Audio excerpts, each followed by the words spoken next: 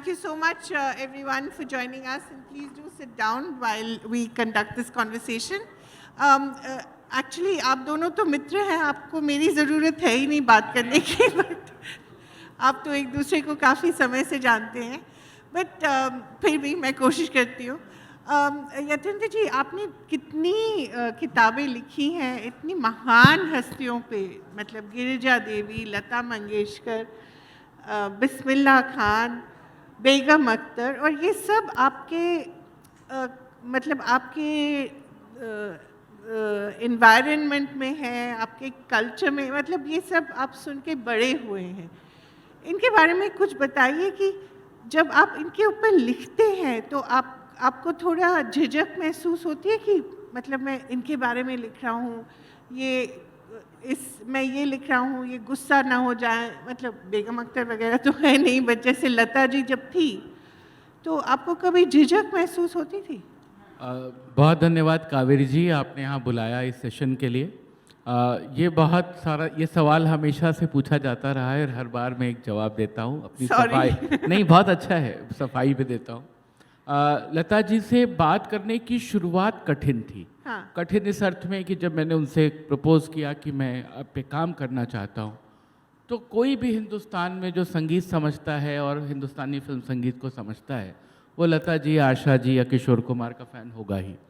तो उनको ऐसी कोई एवे टाइप बात लगी कि ये भी एक फ़ैन है. तो उन्होंने कहा मेरे पे तो बहुत काम हुआ है. तो मैंने कहा कि चुप लगा गया. मैं बहुत उनसे जूनियर था, लेकिन मैं लगा रहा 1 वर्ष तक और बात करता रहा उनसे. एक पारिवारिक संबंध थे, वो बहुत मानती थी फैमिली को, लेकिन एक समय में पारिवारिक होने के साथ जब प्रोफेशनल बात होती थी तो बिल्कुल लता मंगेशकर होती थी. हाँ. तो मुझे अच्छे से याद है HMV उनका एक 80 साल की उम्र में एक एल्बम निकाल रही थी, 80 eminent songs of Lata Mangeshkar. उनका एक गाना था, जोगिया से प्रीत किए दुख होए. और मैं अक्सर उनसे कहता था, फ़ोन पे बात होती थी उनके बर्थडे पे, होली, दिवाली, नए साल पे, तो गाने वानों पे बात बहुत करती थी, किताब के लिए तैयार नहीं होती थी. तो टिपिकल. तो 80th बर्थडे पे उनके सेक्रेटरी का फ़ोन आया उनके बर्थडे के 4 दिन पहले कि दीदी आपसे बात करना चाहती हैं, आप फ़ोन कर लें. मैंने फ़ोन किया. 2009 की बात है. तो उन्होंने कहा कि बेटा वो एक फ़िल्म है, वो पंडित उनकी म्यूज़िक है अमरनाथ की. जब तक उन्होंने इतना कहा तो मैंने अमरनाथ जी की म्यूज़िक के सारी फिल्मों के नाम बता दिए. तो 1 सेकेंड का 2 सेकेंड का पॉज उधर से. फिर उन्होंने कहा कि वो फिल्म तब की है जब तो आपके फादर भी पैदा नहीं हुए होंगे. तो मैंने कहा आप नाम बताएं. तो उन्होंने कहा गरम कोट. तो मैंने कहा जी, तो बताएं. तो उन्होंने कहा कि उसका एक गाना है जोगिया से. मैंने कहा प्रीत किए दुख होए, मेरा भजन आपने गाया था. बोली वो मिल नहीं रहा है, HMV के स्टोर में भी नहीं है और उस समय YouTube पे भी नहीं था. वो मैं ढूंढ रही हूँ, मैं उस एल्बम में देना चाहती हूँ, कहाँ से मिलेगा? मैंने कहा मेरे पास से मिलेगा. और मैंने उसका एक पूरा MP3 MP4 वर्ज़न पूरे एल्बम का बना के और उनको भेज दिया. तो जब भेज दिया 2 दिन के बाद कुरियर मिला, बर्थडे भी थी, बधाई दी. तो उन्होंने कहा पहले ये बताओ कि तुम्हें कहाँ से मिला? मैंने कहा मैं आपका दीवाना हूँ और मैंने सारे गाने कलेक्ट किए हैं और हिंदुस्तान भर के कबाड़ियों के पास जाके, एक नागपुर में एक म्यूज़िक स्टोर होता था, एक मिस्टर हंसमुख दलवाड़ी होते थे, अब नहीं रहे, उनसे मैंने खरीदे थे बहुत रेयर सॉन्ग. तो वहाँ पे मैंने बता दिया उनको. इस बात के नेक्स्ट डे बर्थडे बीत जाने के बाद सेक्रेटरी का फ़ोन आया उनके, महेश राठौर का, और उन्होंने कहा लता जी कह रही हैं कि किताब कब शुरू करनी है. आज तक मुझे इस बात का जवाब नहीं मिला, आप दीदी हैं नहीं, कि वो मेरा टेस्ट ले रही थी या वाकई उनके पास गाना नहीं था या वो मेरा जुनून चेक कर रही थी. तो जो आपने सवाल किया, जब तक मिला नहीं था तब तक कठिन था.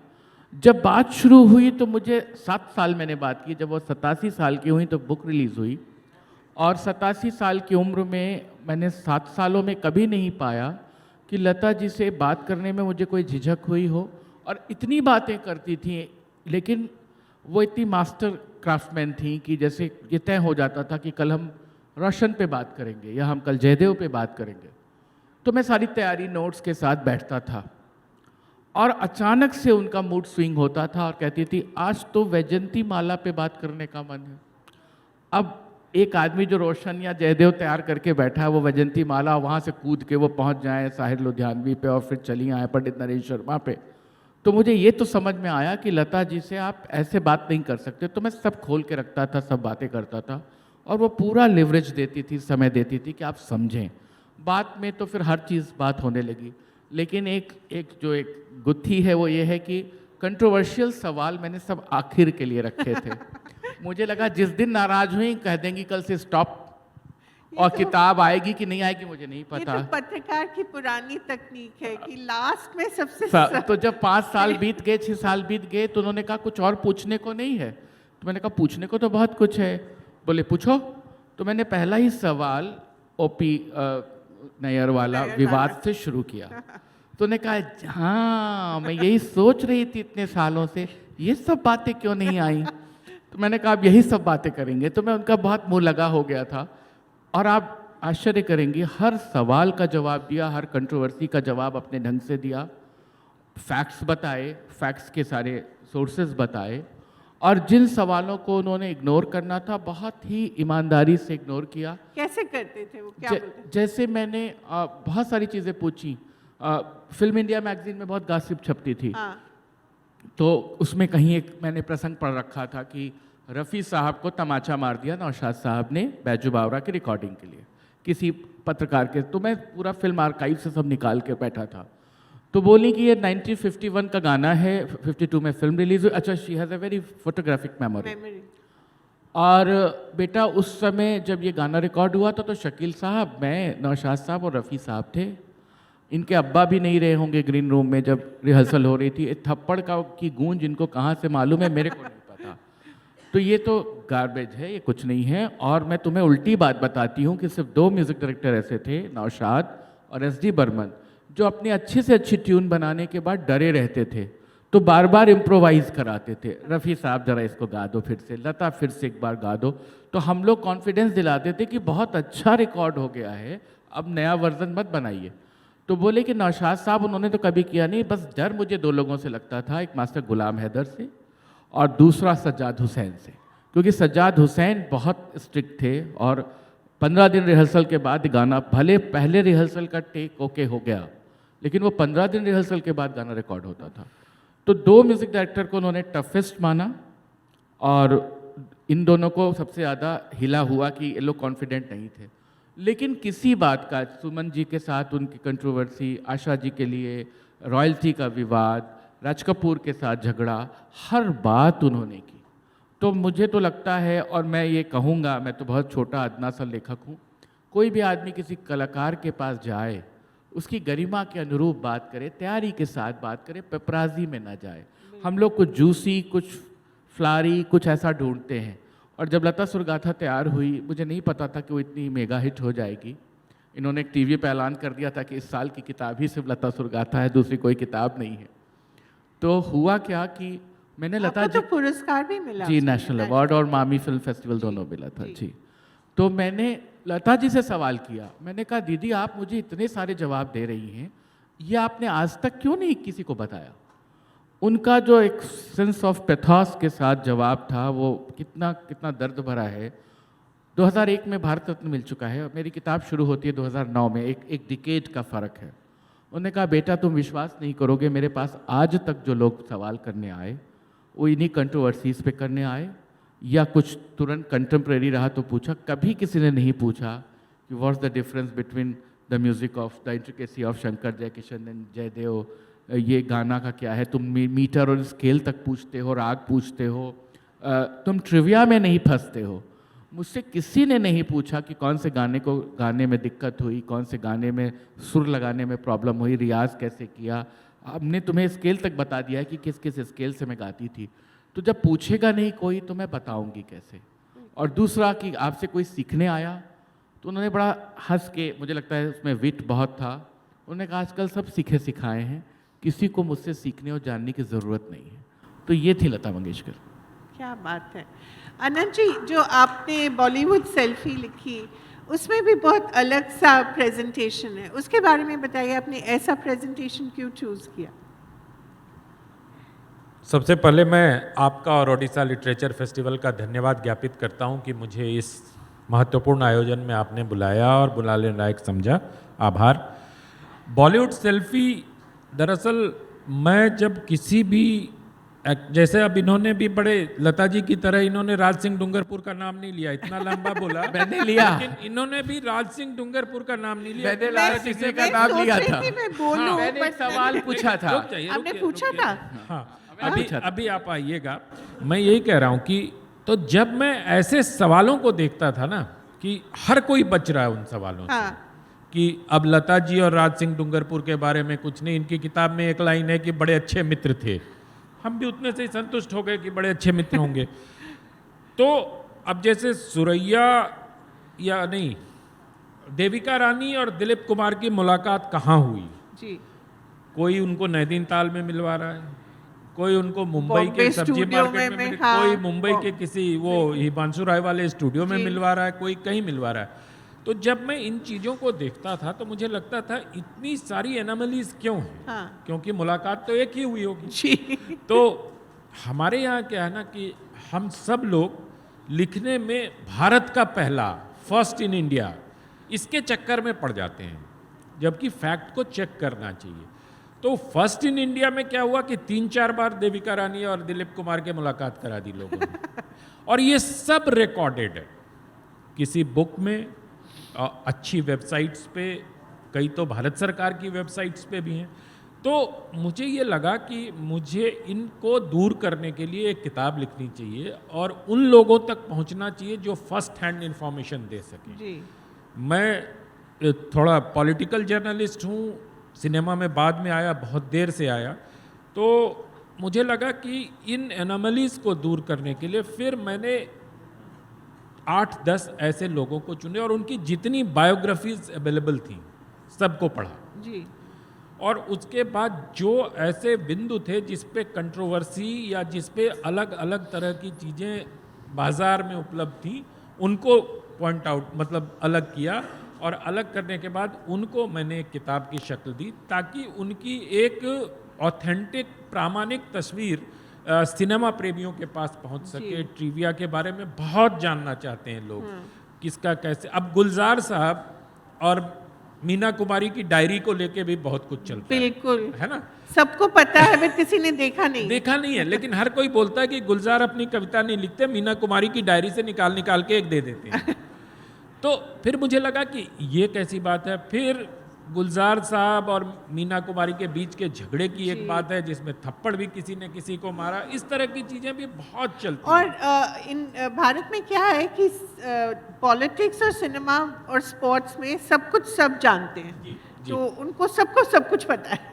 पिछले दिनों हम यही देख रहे थे, हम लोग अभी स्टेशन के पहले यही बात कर रहे थे कि भारत में सिनेमा पर लिखने वाले इतने लोग हो गए, जी। उनको लॉन्ग शॉट, क्लोज शॉट और मिड शॉट का पता नहीं है, मगर लेकिन बाकी वो सब कुछ फिल्मों पता पे है। जरूर लिखेंगे। जी, तो ये मैं नेशनल अवार्ड की जूरी के चेयरमैन होता हूँ और उसमें मैं देखता हूँ कई सारी ऐसी चीज़ें आती हैं जैसे लगता है कि ये क्यों आई, लेकिन उनकी भी इच्छा होती कि उनको नेशनल अवार्ड जी, तो सिनेमा एक बहुत ही गंभीर विषय है बिल्कुल।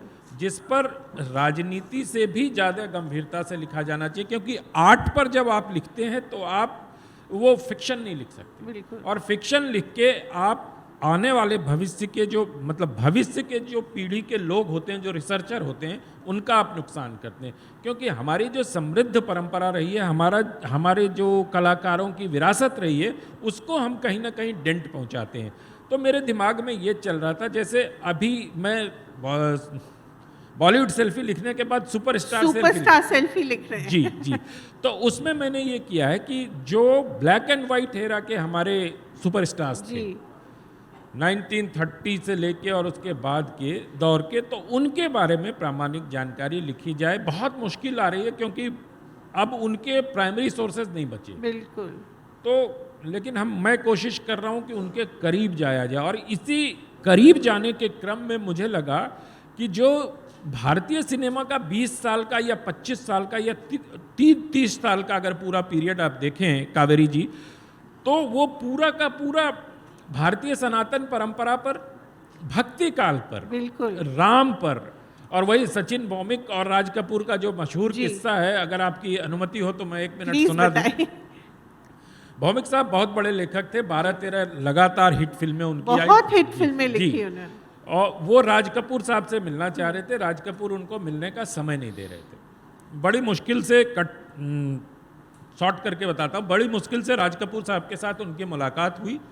तो राज कपूर ने अपनी उस फेमस कुटिया में उनको बुलाया जहाँ बैठ के वो सेशंस करते थे, सारे उनके लोग बैठे थे मित्र। तो भौमिक साहब ने पूरी स्टोरी सुनाई फिल्म की, और पूरी कहानी सुनने के बाद राज कपूर साहब ने कहा कि भौमिक साहब, भारत में तो एक ही स्टोरी चलती है, राम था, सीता थी, रावण आ गया।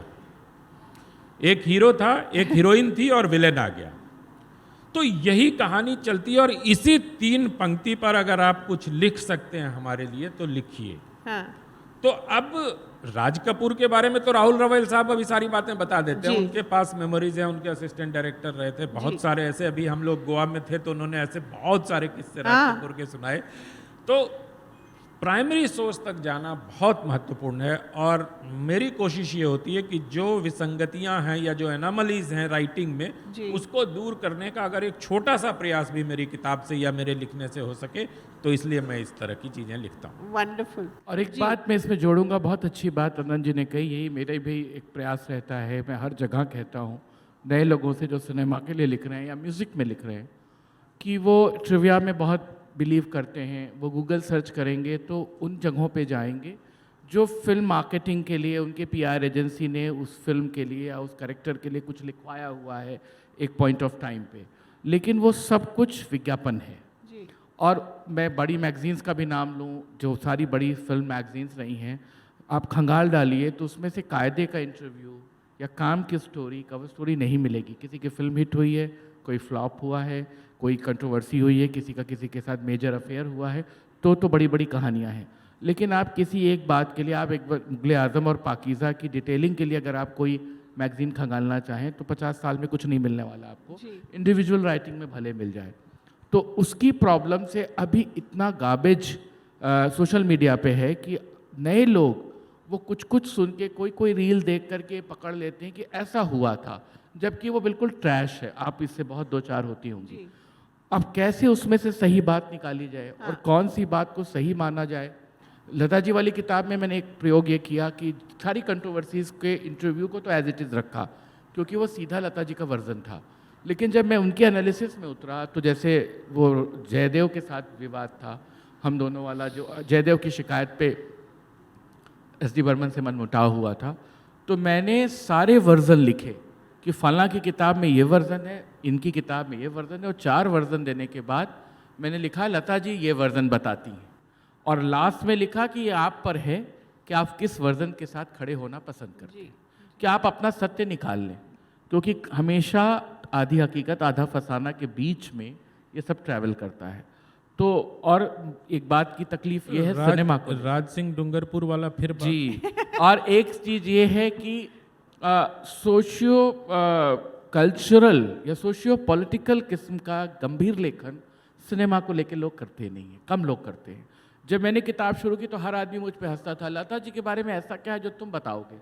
मैंने कहा मैं वो बताना चाहता हूँ, मैं कोई नया चीज़ नहीं निकाल के लाऊंगा, लेकिन एक इतनी बड़ी पार्श्व गायिका के बनने का जो एक करिश्मा है, जो एक दीवा वाला पीरियड है, वो कैसे लोकेट होता है, मैं उसको लिटरेरी एस्पेक्ट में बताना चाहता हूँ।